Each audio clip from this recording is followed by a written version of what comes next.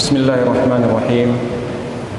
Assalamualaikum warahmatullahi wabarakatuh. Alhamdulillah, alhamdulillahi rabbil alamin. Assalatu wassalamu ala sayyidil mursalin. Amma ba'd. Awalan nahmadullaha subhanahu wa ta'ala ala kulli halin wa fi kulli halin.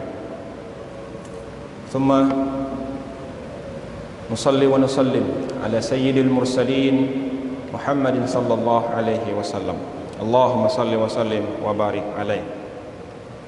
Yang sama-sama kita hormati dan banggakan Bapak Wakil Rektor 4, Bapak Ibu hadirin dan hadirat yang sama berbahagia, Bapak hadir di tengah-tengah kita juga Bapak Sekretaris Yayasan, Bapak Sekretaris pengurus, hadirin dan hadirat yang sama berbahagia. Minggu lalu kami diberikan surat undangan untuk menyampaikan kultum. Terus terang agak bingung juga karena sekian sudah beberapa kali kami menyampaikan kultum dan saya tidak ingin mengulang apa yang saya sudah sampaikan. Sampailah kemudian saya mengingat salah satu ceramah yang menarik sekali dari salah seorang ulama dunia yang bernama Syekh Hamzah Yusuf Hudson. Beliau adalah salah seorang ulama besar yang selalu masuk ulama yang paling berpengaruh di dunia.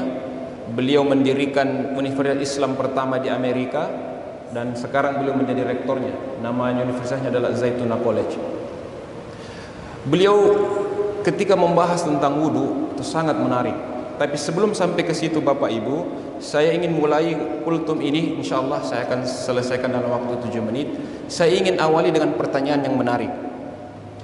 Bapak Ibu ketika berwudu, apakah air wudu 2 atau 3 timba yang telah kita gunakan dalam wudu kita itu bisa kembali kita kumpulkan lalu kemudian kita pakai untuk berwudu kembali?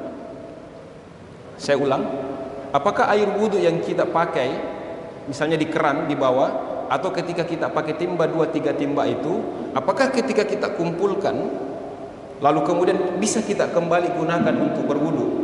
Istilahnya orang kita reuse, pakai kembali.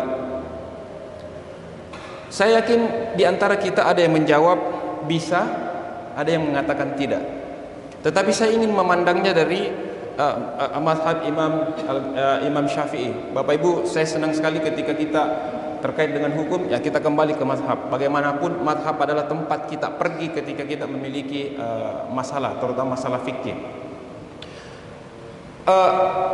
Dalam mazhab Syafi'i masyhur sekali dan kita pelajari di sekolah kita ketika masih madrasah, bahwa air itu sudah disebut dengan air yang musta'mal atau air yang sudah tidak bisa dipakai lagi bersuci. Zatnya bersih Bapak Ibu. Saya yakin kalau kita sudah mandi, sudah pakai sabun, lalu kita pakai berwudu, air sisa wudu kita itu zatnya bersih. Tetapi kenapa dia tidak bisa dipakai lagi berwudu? Syekh Hamzah Yusuf Hudson, beliau ulama yang fikih, kemudian tasawuf dan tafsir, lughah bahasanya bagus sekali. Beliau mengatakan karena air wudu yang telah kita pakai itu sudah terkontaminasi dengan dosa-dosa anggota badan kita yang telah dikenai oleh air wudu itu.